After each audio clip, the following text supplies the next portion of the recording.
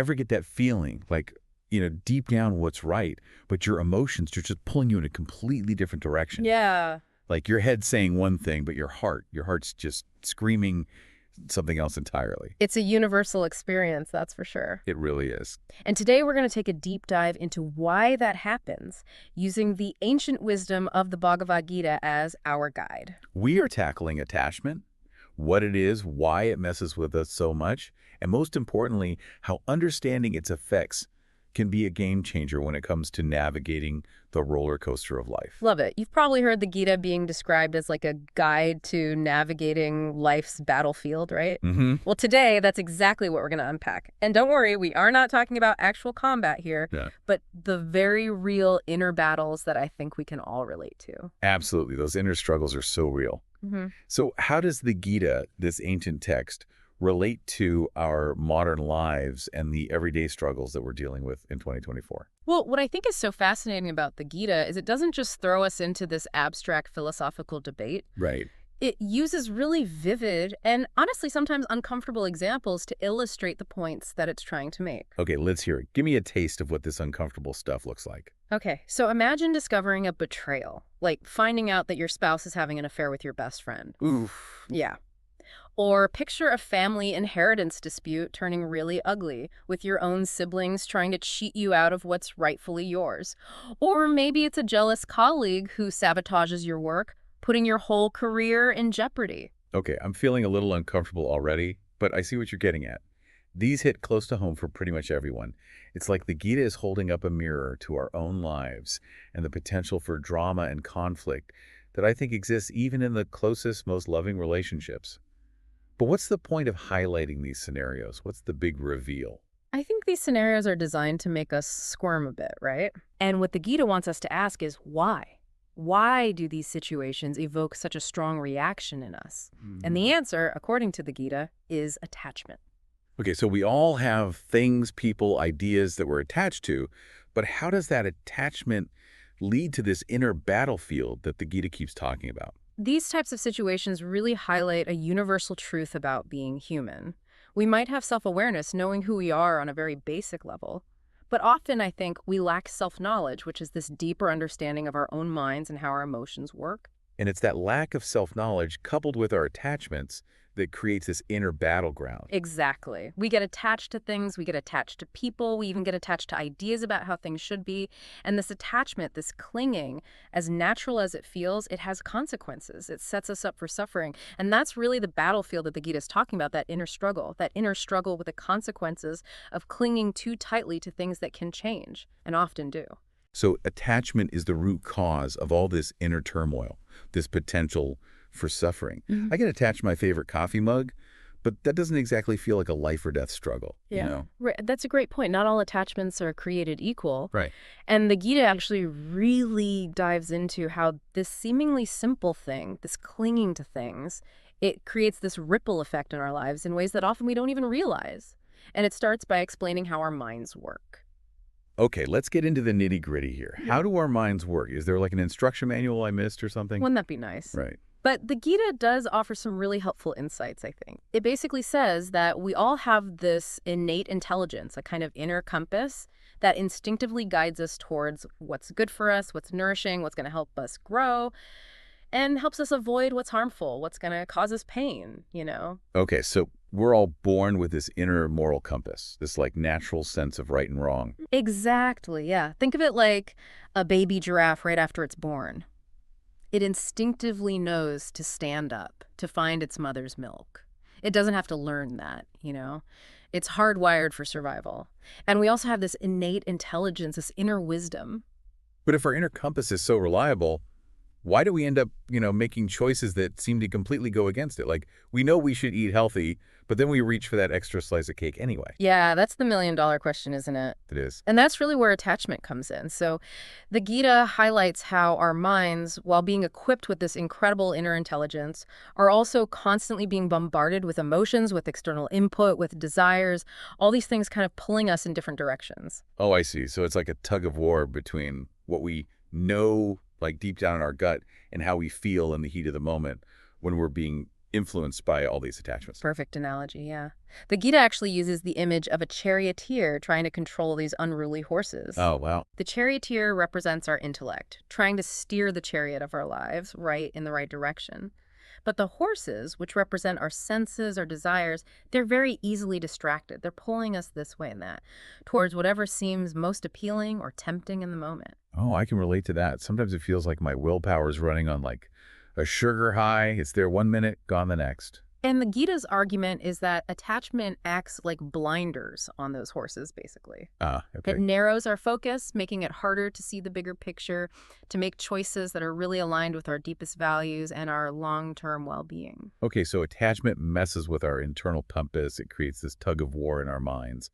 But where does the battlefield part come in? How does attachment actually lead to suffering? This is where it gets really, really interesting, I think. The Gita says that attachment and sorrow are two sides of the same coin. You can't have one without the other. Wait, really? Because attachment, it can bring joy too, right? Like that feeling of being deeply connected to your loved ones, to your family, the feeling of belonging.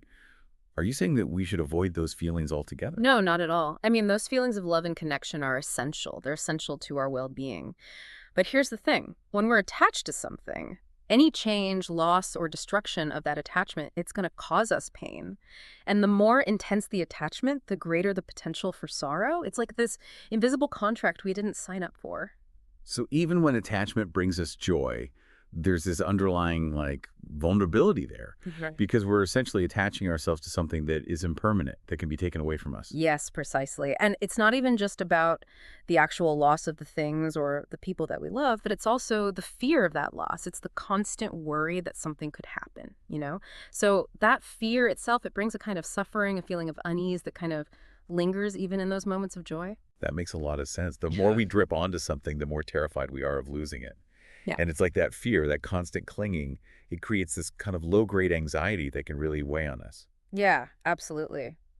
And this brings us to the second effect of attachment that the Gita talks about, which is delusion. Delusion. Okay, so now it's not just our emotions that are out of whack, but our thinking, our perception of reality is getting skewed too. Yeah. Okay, tell me more about this delusion thing. Okay.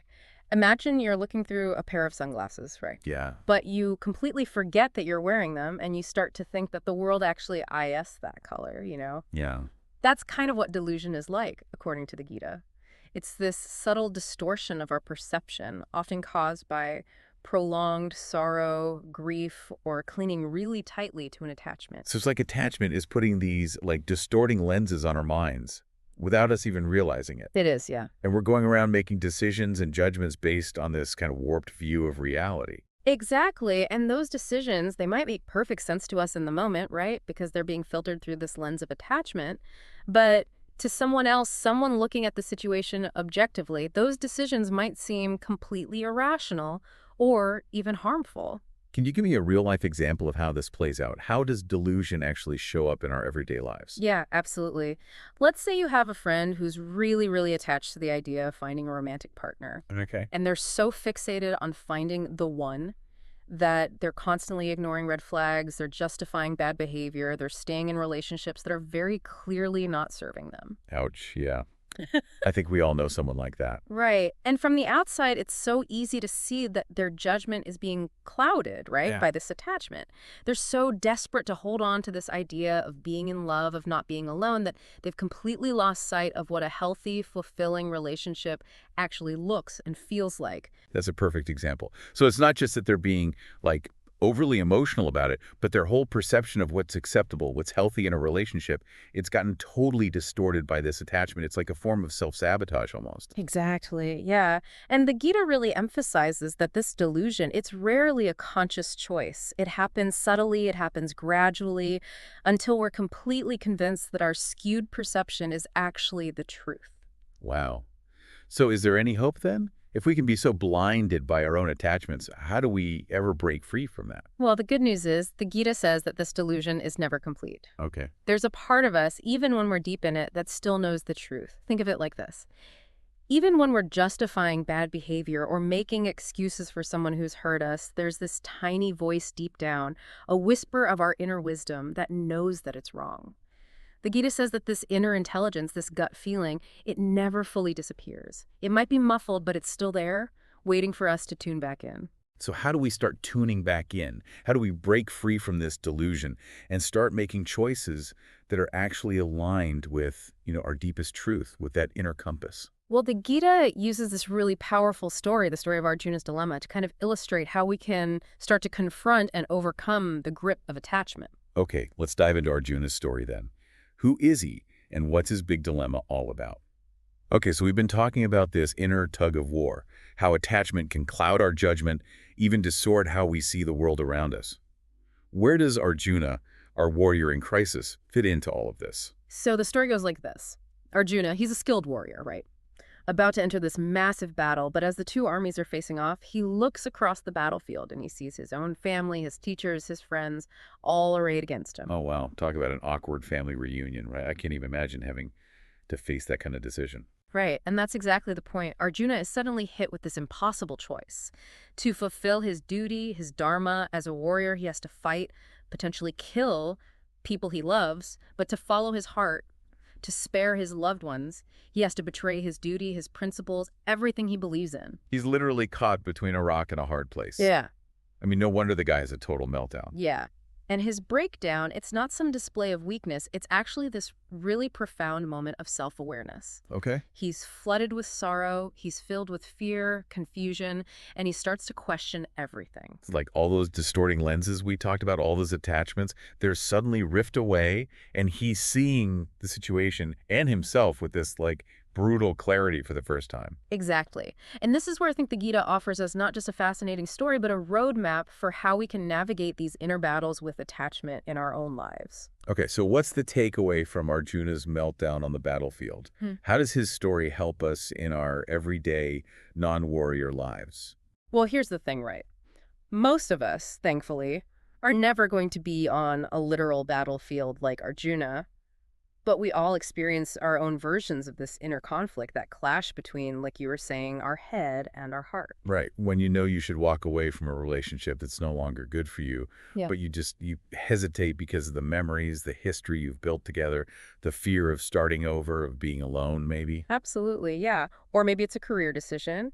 You know logically that a new job would be a better fit, but you're so attached to the comfort and the familiarity of your current situation, even if it's not making you happy. Or that feeling that, when you know you need to set a boundary with a family member, but you're just flooded with guilt, that fear of disappointing them or creating conflict. All of those are battlefields of the mind. And the Gita, through Arjuna's story, is reminding us that it's okay to acknowledge those feelings, to feel the weight of those attachments. In fact, it's essential. So the first step is just acknowledging those attachments, really seeing them for what they are without judgment. Exactly. Yeah. And then the Gita, it takes it a step further. It doesn't just leave us wallowing in our attachment-fueled misery. It actually offers tools and practices to help us loosen the grip of those attachments, to find a more balanced way of relating to the things and the people that we care about. Okay, so it's not about becoming totally detached, emotionless robots. That doesn't sound very fun or fulfilling. Right, exactly. We're not aiming for apathy here. The Gita is not advocating for a life devoid of love or joy or connection. It's about recognizing that the root of our suffering often lies in how we cling to those things. So it's more about shifting our perspective, finding a way to love and to connect and to find joy without that desperate, grasping kind of attachment that causes so much pain. Exactly, yeah. It's about cultivating a sense of inner freedom where we can love deeply, we can experience joyfully, but also let go with grace when the time comes. It's about finding that sweet spot between detachment and engagement. Wow, that's a really powerful concept. It's like the Gita is giving us permission to both embrace life fully, but also to hold it lightly, to not get so caught up in all the ups and downs that we lose sight of the bigger picture. Yes, you said it beautifully. And that's a lifelong practice, a journey of self-discovery and mindful awareness. But the rewards, as the Gita suggests, are immense. Greater peace of mind, more fulfilling relationships, and just a deeper sense of purpose and meaning in life.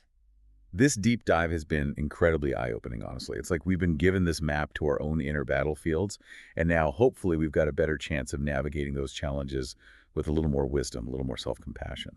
Beautifully said. And remember, the first step on any journey is simply becoming aware, right?